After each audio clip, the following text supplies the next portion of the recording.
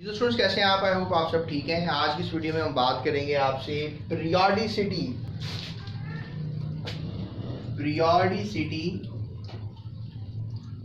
Of properties के बारे में। और ये टॉपिक जो है बहुत से डिफरेंट टॉपिक्स को कवर करेगा। स्पेसिफिकली 5 बड़े टॉपिक्स हैं, उसकी डिटेल में बात करेंगे और इसमें हम इसको पढ़ने का क्या तरीक़ेकार होगा, इसको कैसे तैयार कर सकते हैं, ये आपको डिस्क्रिप्शन में इसके एमसीक्यूज लॉन्ग शॉर्ट भी मिलेंगे और आप इन टॉपिक्स को अच्छे तरीके से तैयार कर पाएंगे।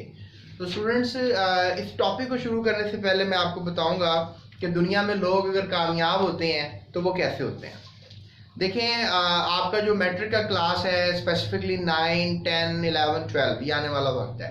तो इसमें जो 9 क्लास है इसमें बहुत स्टूडेंट्स क्या करते हैं कि टेस्ट नहीं देते हैं, वो बीमार हो जाते हैं, वो किसी टेंशन का बहाना लगा देते हैं, कोई प्रॉब्लमेटिक हो जाते हैं। तो वो क्या करते हैं कि जो मतलब उनका एक इम्तिहान होता है उसको वो स्किप करते हैं। वो कोशिश करते हैं कि यार बच जाएं, किसी तरीके से इस टॉपिक को छोड़ दें, इस किताब को छोड़ दें। लेट्स से दैट आपके 8 मज़ामीन हैं जिनको आप पढ़ रहे हैं, लेकिन आप ये नहीं सोच रहे होते कि अगर ये लफ्ज़ अगर आपको आ जाते हैं, अगर ये चीज़ें आपको आ जाती हैं तो कल माशरे में आपका कितना बड़ा नाम होगा। कल अच्छे नंबरों के साथ आप अपना मैट्रिक कर पाएंगे, कल अच्छे नंबरों के साथ आप अपना इंटर कर पाएंगे और फिर कामयाबी आपका इंतज़ार कर रही होती है। यानी कि आपको कोई अच्छी पोस्ट सरकारी तौर पे मिल जाती है जिसमें लाखों रुपए तनख्वाह तो गवर्नमेंट हर महीने आपके बैंक अकाउंट में ट्रांसफ़र करती है, लेकिन फिर वही बात कि कुछ पाने के लिए कुछ खोना पड़ता है। डेफिनेटली आपको अगर कुछ हासिल करना है तो उसके लिए आपको पहले मेहनत करनी पड़ेगी, लेकिन हम क्या करते हैं, हम मेहनत से जान छुड़ाते हैं। हम कहते हैं जी नहीं, कहीं पढ़ना ना पड़ जाए, कहीं ध्यान ना करना पड़ जाए। देखिए स्टूडेंट्स, ये टॉपिक हम आपके साथ शुरू करेंगे, कोई मसला नहीं है इसमें, लेकिन याद रखो ये बहुत बड़ी कहानी है।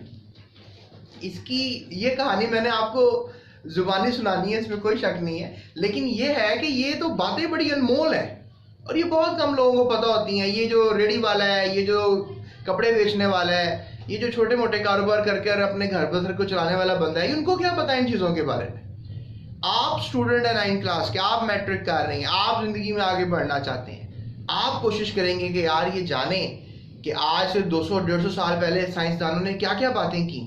वही आपकी केमिस्ट्री की किताब में लिखी हैं, वही आपकी डेफिनेटली दूसरी किताबों में लिखी हुई हैं जो कि फ़िज़िक्स की हैं, मैथमेटिक्स की हैं, केमिस्ट्री की हैं, बायोलॉजी की हैं। उर्दू में फिर जो एक अच्छी चीज़ है वो आ जाती है आपकी लैंग्वेज। तो स्टूडेंट्स, ये लफ्ज़ बड़े अनमोल होते हैं, इनको अगर आप अपने टाइम पे हासिल करते हैं तो दुनिया आपकी कदर करती है, क्योंकि आप इंटेलिजेंट मोस्ट बंदे बन जाते हैं आने वाले वक्त के अंदर। लेकिन अगर आप मेहनत नहीं करते, आप बस भागते रहते हैं, यार आज भी बच जाऊँ, यह भी महीना कर लूँ, वो भी टाइम गुजर जाए, तो कोई बात नहीं, वक्त तो गुजर जाता है। लेकिन मैं एक टीचर हूँ, मुझे जो है बड़ी दुश्वारी थी अपने दौर में, लेकिन मुझे आज नज़र आता है कि जो बच्चे हैं वो कितनी गुमराही का शिकार है। मैं भी था, लेकिन अल्हम्दुलिल्लाह मैंने स्टेप्स लिए, मैंने पढ़ाई की, मैं आगे आया पढ़ाई में और आज मैं इस काबिल हूँ कि कुछ अपने अदारे बनाऊँ और लोगों को, जिस तरह आप मेरी बात सुन रहे हैं, मैं आप लोगों को गाइड करूँ। तो ये देखिए मुश्किल काम होता है। ये ख़ानदान में शायद मैं पहला बंदा हूँ जो काम कर रहा हूँ, लेकिन ये बात है कि आप भी कुछ सोचें ना इस चीज़ के बारे में कि अगर आपने दुनिया में आगे बढ़ना है तो फिर थोड़ा सा पॉजिटिव सोचें, आपने मेहनत करनी है। अल्लाह ताला कुरान में कहते हैं कि मेहनत कभी ज़ाया नहीं जाती है। तो अगर आप सिर्फ इसी एवज मेहनत करना चाहते हैं कि आपके टेस्टों में पूरे नंबर आ जाएं, आप अपनी क्लास में टॉप पोजीशन हासिल कर लें, तो बेटा मेहनत जो है वो किसी और सेंस में भी होती है। तो अल्लाह ताला कुरान में जिसकी बात करता है कि आपकी मेहनत कभी ज़ाया नहीं जाती। तो जब मेहनत ज़ाया ही नहीं होती तो फिर हम मेहनत करते क्यों नहीं है? That is a big question. आप कभी भी तैयार हों, आप किसी भी महाज पे खड़े हों आपको, लेकिन जुम्बिश के साथ चीज़ों को तैयार करें। आप माशाल्लाह अक्लमंद हैं, मेरे ख्याल में 14-15 साल का बच्चा बड़ा अक्लमंद होता है, लेकिन अगर आप अपने पेरेंट्स को बेवकूफ़ बनाते हैं, किसी तरीके से टीचरों को भी डॉज कर देते हैं, ठीक है, हालांकि उन्होंने बड़े सख्त कानून बनाए होते हैं, लेकिन फिर भी आप अपनी मर्जी के मालिक हैं। आप तो कामयाबी हासिल करेंगे जब आपने डॉज करना आप करेंगे, लेकिन ये आपके लिए एक नुकसान है। मैं बच्चों को एक बहुत बड़ी बात बताता हूँ कि भाई ये आपकी 4 साल की पढ़ाई जो है ये आपको 40 साल तक फैसिलिटेट करेगी। आप किसी अच्छे आइडियाज़ को लेकर जाएंगे किसी अच्छी यूनिवर्सिटी के अंदर और वहाँ पर जाके अपने प्रोफेसरों को बताएंगे, ये देखें मेरे पास ये अकल है, मेरे पास ये मयार है तालीम का, आप मुझे टेस्ट करें और मुझे मौका दें आगे पढ़ने का। इंशाल्लाह देखिएगा कि कल मैं अपने मुल्क का भी नाम रोशन करूँगा। ये हिम्मत के साथ आप आगे बढ़ते हैं। लेकिन जब आप नज़ले का बहाना लगा दें, बुखार का बहाना लगा दें, हैं दवाई टाइम पे ना खाएं, खाना टाइम पे ना खाएं, अपनी सेहत का ख्याल ना करें, तो देखें ना आने वाले वक्त में तो आपने अपने माशरे की खिदमत करनी है। आपका तो यही जज्बा है ना काम करने का, पढ़ने का। तो लेकिन अगर आप अपनी सेहत का ख्याल नहीं करते हैं और फिर कुछ ड्रामेबाजियाँ शुरू कर देते हैं, तो देखें ना कितना नुकसान है।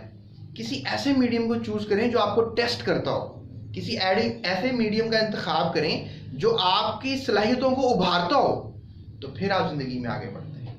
तो मेरे ख्याल में बाबा जी ने 5 मिनट गल कर ली है, तो हम थोड़ा अगर चल रहे टॉपिक की बात करते हैं कि पीरियोडिसिटी ऑफ प्रॉपर्टीज़ में आखिर कौन कौन से टॉपिक्स हैं जो हम कवर करेंगे। तो लिहाजा उनमें टॉपिक्स के पहले नाम लिख देता हूँ आपको, ताकि वो नाम याद हो जाएं। उसके बाद इंशाल्लाह हम बात करेंगे आपसे पहले टॉपिक की, जो कि मैं थोड़ा बहुत अगर देख रहा हूँ, that is basically atomic size and the atomic radius. तो इसको इंशाल्लाह करते हैं। स्टूडेंट्स, ये टॉपिक्स हैं जिनको हम डिस्कस करेंगे, जिनमें सबसे पहले atomic size and atomic radius है, शील्डिंग इफेक्ट की बात करेंगे, ionization energy, electron affinity, electronegativity. ये 5 बड़े टॉपिक्स हैं, जिनमें से जो लॉन्ग क्वेश्चन आता है वो अमूमन आपको यही आता है कि आयनाइजेशन एनर्जी क्या है, इसका ट्रेंड बता दें, या फिर आपको इलेक्ट्रॉन एफिनिटी पे भी आ सकता है। लेकिन मोस्ट स्टार क्वेश्चन बोर्ड के लिए इंपॉर्टेंट आयनाइजेशन एनर्जी करार दिया जाता है। इसी चैप्टर में पीछे मैंने आपको सेलिएंट फीचर्स बताए थे कि सेलिएंट फीचर्स को तैयार कर लेना। वो सेलिएंट फीचर्स लॉन्ग क्वेश्चन के तौर पे आते हैं। तो अमूमन ये सवाल बोर्ड में लॉन्ग आते हैं। ये ट्रेंड आ जाता है, ट्रेंड लॉन्ग आ जाएगा, इलेक्ट्रोनेगेटिविटी का ट्रेंड पूछ लेंगे। अच्छा, इन टॉपिक्स को तैयार कैसे करते हैं? सबसे पहले आपने डेफिनेशन तैयार करनी होती है। डेफिनेशन तैयार करने के बाद आपने यूनिट को देखना होता है कि क्या इस टर्म के साथ कोई यूनिट लगता है। एटॉमिक साइज के लिए यूनिट लगता है पिकोमीटर, जो आपकी किताब में है, वैसे नैनोमीटर भी होता है। शील्डिंग इफेक्ट का कोई यूनिट नहीं है, नो यूनिट। फिर हम बात करें आयनाइजेशन एनर्जी का, इसका यूनिट है किलो जूल पर मोल। ठीक है, इस तरह भी लिख सकते हैं, और आप इस तरह भी लिख सकते हैं, मोल को जो ऊपर लेंगे -1 हो जाएगा। और इलेक्ट्रॉन एफिनिटी है, इलेक्ट्रॉन एफिनिटी को जो है आप लिख सकते हैं, इसका भी सेम यूनिट है, मतलब आयनाइजेशन एनर्जी का और इलेक्ट्रॉन एफिनिटी दोनों का सेम यूनिट है। फिर इलेक्ट्रोनेगेटिविटी है, इलेक्ट्रोनेगेटिविटी में जो है आप कह लें कि जो यूनिट है कोई यूनिट नहीं है, नो यूनिट। तो यानी गिने चुने यूनिट तो सिर्फ 3 टॉपिक्स के हैं कि जो एटॉमिक रेडियस है या एटॉमिक साइज है, उसका यूनिट जो है वो पिकोमीटर है। फिर आपका जो यूनिट है यहाँ पे आयनाइजेशन एनर्जी इलेक्ट्रॉन एफिनिटी का, इसका किलो जूल पर मोल है। तो ये यूनिट्स याद रखने हैं। ये एक MCQ आ जाता है बोर्ड में कि भी बताएं जी इससे रिलेटेड MCQ। तो बात करते हैं आपसे एटॉमिक साइज एटॉमिक रेडियस के आज के लेक्चर में, और फिर नेक्स्ट लेक्चर में शील्डिंग इफेक्ट को कवर करेंगे, फिर नेक्स्ट लेक्चर में आयनाइजेशन एनर्जी को कवर करेंगे, फिर इलेक्ट्रॉन एफिनिटी को और इलेक्ट्रोनेगेटिविटी को। डिस्क्रिप्शन में इस चैप्टर की प्लेलिस्ट का लिंक है, उस पर क्लिक करोगे सारे टॉपिक्स आपके सामने नजर आएंगे आपको। तो ये भी एक तरीका है सीखने का कि आपने मेरी वीडियोस देखनी कैसे हैं। तो मैंने आपको बताता रहता हूँ, वैसे कोशिश करता रहता हूँ। मैं टेक्नोलॉजी का भरपूर अंदाज में एडिटिंग का इस्तेमाल तो नहीं करता, लेकिन फिर भी मैं आपको अपनी कोशिश से बताता रहता हूँ कि मैंने सारा प्रोग्राम किया हुआ है ये चैनल। डिस्क्रिप्शन में जो है लिंक्स होते हैं, आप उनको अगर आप फॉलो करेंगे, लिंक्स को क्लिक करेंगे, सारी वीडियो सीक्वेंस से खुलेंगी आपके सामने, और आप कोई भी वीडियो देख सकते हैं, जान सकते हैं। एक्सरसाइज पे वीडियो बनाई है, MCQs पे वीडियोस बनाई हैं, न्यूमेरिकल्स हल किए हैं, ठीक है, टॉपिक्स के ऊपर वीडियोस बनाई जा रही हैं। तो अली साहब मेरे साथ हैं। अली साहब माशाल्लाह one of my favourite teacher, 5-6 साल से पढ़ा रहे हैं मेरे साथ। उन्होंने न्यूमेरिकल्स हल किए हैं फिजिक्स के, इसके अलावा MCQs की वीडियोस बनाई हैं। फिजिक्स के मैं टीचर की बात कर रहा हूँ। फिर मेहरान साहब है मेरे साथ, वो भी माशाल्लाह बड़ा अच्छा पढ़ाते हैं। तो बहुत से टीचर्स हैं जो मेरे साथ काम कर रहे हैं, इस चैनल पे भी काम कर रही हैं, तो उनको आप फॉलो कर सकते हैं। तो स्टूडेंट्स, अभी हम बात करेंगे एटॉमिक साइज की और एटॉमिक रेडियस की, कि ये क्या होते हैं और इनका ट्रेंड क्या होता है। अच्छा, पढ़ने का तरीका ये था कि पहले आपने डेफिनेशन, फिर यूनिट आपने लिखना है, उसके बाद आपने लिखना है ट्रेंड। ट्रेंड की हेडिंग लगानी है। ट्रेंड 2 किस्म का होता है, बस आपने याद रखना है। ट्रेंड ग्रुप में भी होता है, ट्रेंड इन ग्रुप और ट्रेंड इन पीरियड। आपको याद होगा कि जो पीरियोडिक टेबल है वो एक ऐसा टेबल है जिसमें आपको पता है कि ग्रुप्स होते हैं और पीरियड्स होते हैं। यानी जो लाइनें ऊपर से नीचे आ रही हैं वो वर्टिकल लाइनें कहलाती हैं, ठीक है, ऊपर से नीचे जो आ रही हैं हम ग्रुप्स कहते हैं। टोटल 18 ग्रुप्स हैं और जो लाइनें जा रही हैं लेफ्ट टू राइट, इनको हम पीरियड कहते हैं। तो टोटल ये 7 लाइनें हैं जो लेफ्ट टू राइट जा रही हैं, इन्हें हम हॉरिजॉन्टल लाइनें कहते हैं। ठीक है, 2 लफ्ज हैं, हॉरिजॉन्टल, लेफ्ट टू राइट के लिए हॉरिजॉन्टल है और टॉप टू बॉटम के लिए जो है ये वर्टिकल है। तो स्टूडेंट्स वर्टिकल जो है वो आप कह लें कि लाइनें उनको ग्रुप्स कहते हैं और हॉरिजॉन्टल को जो है वो पीरियड्स कहते हैं। तो बोर्ड में 2 नंबर का सवाल ये भी आता है, ग्रुप्स और पीरियड्स में क्या फर्क है, कितने कितने groups and periods modern periodic table में मौजूद है। तो उसका जवाब ये है। अब हम चलते हैं इस टॉपिक की तरफ।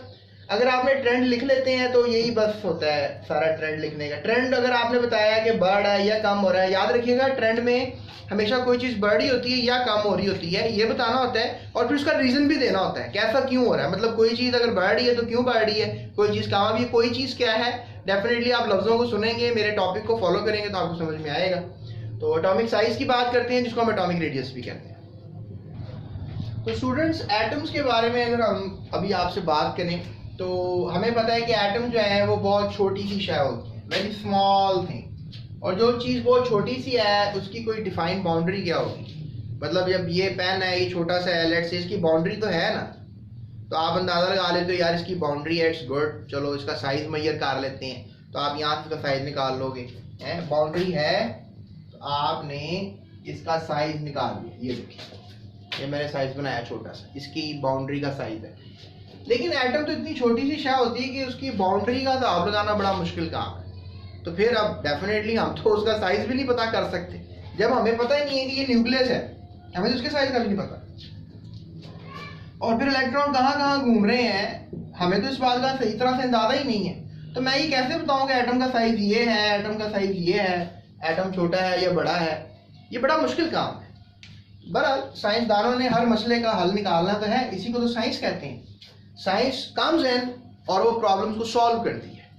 तो लिहाजा आप कह लो कि so it is difficult to measure the size of an atom. ये सेंटेंस मैंने लिखा कि भाई एटम का साइज मेजर करना एक मुश्किल काम है। तो अब कैसे इसको करेंगे, कॉमन मेथड का इस्तेमाल कर सकते हैं। बस सोच लेते हैं कि एटम सफेयर होता है, जैसे टेनिस बॉल नहीं होती है, उसको कहीं से भी पकड़ो वो गोल होती है, कहीं जैसे भी एंगल में लगाऊंगा तो वो हमेशा गोल रहेगी।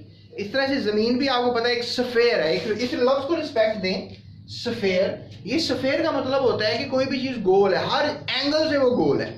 जैसे कि एक फुटबॉल होती है, tennis ball, golf ball, table tennis ball, I don't know, जो भी बॉल आप देख रहे हैं, सोच रहे हैं, समझ रहे हैं। अगर आप मुझे भी देख रहे हैं तो सफेयर हूँ थोड़ा सा।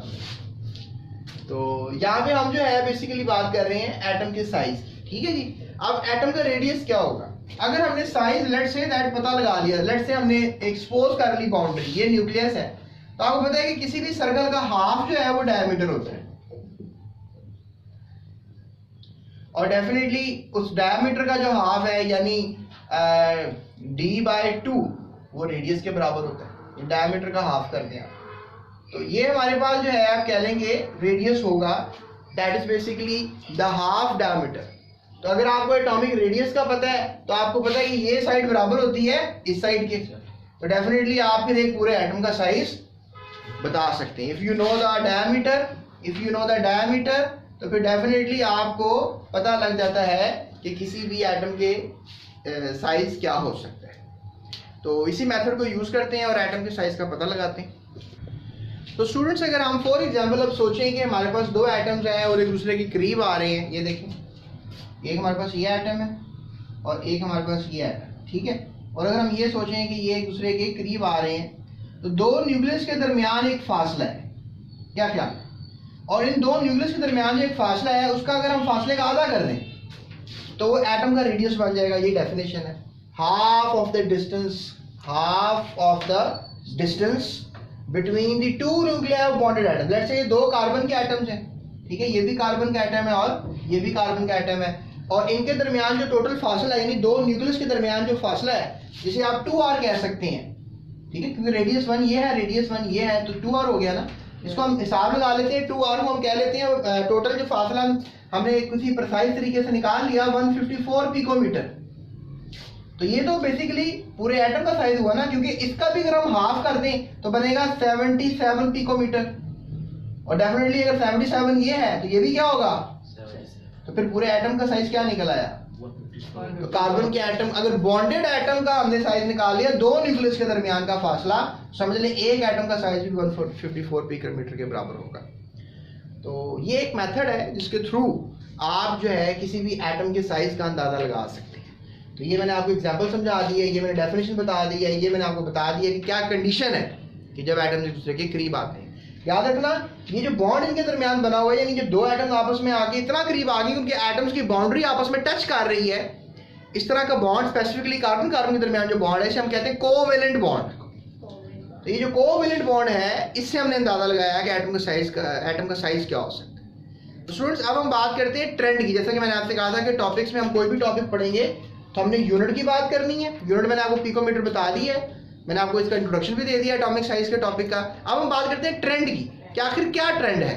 लेफ्ट टू राइट यानी पीरियड में अगर हम देखें एटॉमिक साइज को, टॉप टू बॉटम यानी कि ऊपर से नीचे अगर हम देखें एटम के साइज को, तो क्या ट्रेंड है। स्टूडेंट्स, लेफ्ट टू राइट अगर आप मूव कर रहे हैं तो एक बात आपने याद रखनी है कि एटम का size left to right, periodic table में आपको पता है कि we have a periodic table, ठीक है, whatever the table we have. तो अगर हम लेफ्ट से राइट जा रहे हैं, this left side, this right side, या फिर एक ये सिचुएशन हो सकती है कि पीरियोडिक टेबल में आप क्या कर रहे हैं, आप टॉप से बॉटम आ रहे हैं, यू नो, टॉप से आप क्या आ रहे हैं, बॉटम आ रहे हैं। लेकिन अभी हम बात कर रहे हैं लेफ्ट टू राइट। तो एटम्स क्या कर रही हैं, ये देखिए, यहाँ पर एटॉमिक रेडियस या एटॉमिक साइज जो है वो क्या होता जा रहा है, डिक्रीज होता जा रहा है। आप देख लें, यहाँ पर रेडियस ज्यादा है, यहाँ पर रेडियस कम हो गई, ये लाइन और ये लाइन में देखें फर्क आ गया है, ये और छोटी लाइन हो गई है। रेडियस क्या होता जा रहा है, कम होता जा रहा है, यानी कि एटॉमिक साइज जो है वो क्या करेगा, लेफ्ट टू राइट क्या करेगा, डिक्रीज करेगा। अब आप ये सवाल करेंगे इसका रीजन दें, आखिर एटॉमिक साइज डिक्रीज क्यों करता है। तो स्टूडेंट्स, एटॉमिक साइज डिक्रीज करने की वजह यह है कि एक तो शेल जो है वो नहीं बढ़ती, no increase in shell, no increase in shell, पहला रीजन ये है। दूसरा रीजन ये है कि increase in atomic number, increase in atomic number, यानी एटॉमिक नंबर एटम्स का बड़ा चलता है, जैसे लिथियम है, फिर बेरिलियम है, फिर बोरॉन है, फिर कार्बन है, फिर नाइट्रोजन है, फिर ऑक्सीजन है, फ्लोरीन है, नियॉन है। तो आप देखो, इसका 3 एटॉमिक नंबर है, इसका 4, इसका 5, इसका 6, 7, 8, 9, 10। तो एटॉमिक नंबर इंक्रीज कर रहा है। लिहाजा इंक्रीज एटॉमिक नंबर से क्या होता है कि जो लेट्स से दैट हमारे पास जो न्यूक्लियस है, आपको पता है वो पॉजिटिवली चार्ज होता है और नेगेटिवली चार्ज पार्टिकल बाहर कर रहे होते हैं। तो ये जो एटॉमिक नंबर की वैल्यू जो बढ़ती है, यानी प्रोटॉन बढ़ते हैं तो इलेक्ट्रॉन को अपनी तरफ समेट लेते हैं, खींच लेते हैं। तो जैसे जैसे एटॉमिक नंबर बढ़ता है वैसे वैसे आप कह लो कि साइज छोटा होता चला जाता है, क्योंकि शेल नहीं बढ़ रहे। इसके भी लेट्स से दैट ये हमारे पास लिथियम जो है ये इस वक्त मौजूद है दूसरे पीरियड में। तो दूसरे पीरियड में होने की वजह से आप कह सकते हो कि इन सब के 2-2 शेल हैं, यानी लिथियम के भी 2 शेल हैं, बेरिलियम के भी, बोरॉन के भी, carbon, nitrogen, oxygen, fluorine, neon, सब के 2-2 शेल हैं। इसलिए एटॉमिक साइज डिक्रीज हो जाता है क्योंकि शेल नहीं बढ़ते और एटॉमिक नंबर बढ़ता है, इससे फोर्सेस ऑफ अट्रैक्शन बढ़ जाती हैं एटम्स के अंदर और एटम्स का साइज छोटा होना शुरू हो जाता है। उसके बाद स्टूडेंट्स, अगर हम बात करें आपसे ग्रुप में टॉप टू बॉटम, तो ये बिल्कुल उल्ट है इसके, यानी कि अगर आपके पास एटम टॉप पे जो है छोटा है तो आप नीचे चलते जाओगे तो एटम का साइज जो है वो बड़ा हो जाएगा। यानी टॉप टू बॉटम जो है एटम का साइज इंक्रीज करते हैं। और इसके पीछे रीजन भी यही है कि continuous increase in shell number होता है, क्योंकि अगर आपके पास दूसरा पीरियड है, ये तीसरा है, ये चौथा है, तो ये 5वां है, उसका मतलब ये है कि आपके पास दूसरे पीरियड में 2 शेल है, तीसरे पीरियड में 3 शेल है, चौथे पीरियड में 4 शेल आ जाते हैं, फिर 5वें पीरियड में आपके पास टोटल 5 शेल आ जाती हैं, जिसकी वजह से एटॉमिक साइज जो है वो बढ़ जाता है। लिहाजा इंक्रीज होता है top to bottom atomic size, याद रखिए। एक जगह पे क्या हो रहा है, डिक्रीज हो रहा है, एक जगह पे क्या हो रहा है, इंक्रीज हो रहा है। तो students, top to bottom size increase हो रहा है, शेल नंबर इंक्रीज हो रहे हैं, जिसकी वजह से आपको पता है कि एटम का साइज बढ़ जाता है। और इसके पीछे और भी बड़ी वजूहत होती हैं, लेकिन मैं आपको अगले टॉपिक पढ़ाऊंगा, साथ साथ मैं आपको ये बातें रिवाइज करूंगा। आपने ये टेबल लाजमी याद कर लेने हैं, इनके साइज लिखे हुए हैं एटम्स के, ठीक है। ये आपने एमसीक्यूज में आपको सवाल आ जाएंगे कि बताएं जी लिथियम का साइज क्या होता है पिकोमीटर में, सीजियम का साइज क्या होता है, तो ये आपने याद कर लेने हैं। और अगर आपको याद है तो जल्दी से मुझे कमेंट करके बताएं कि देखें सर मैंने सारे ज़बानी लिखे हैं, याद है मुझे। So that's it, thank you so much. अपना ख्याल रखिएगा, इस चैनल को सब्सक्राइब कीजिएगा, शेयर कीजिएगा और अपना और दूसरों का बहुत ख्याल रखिएगा।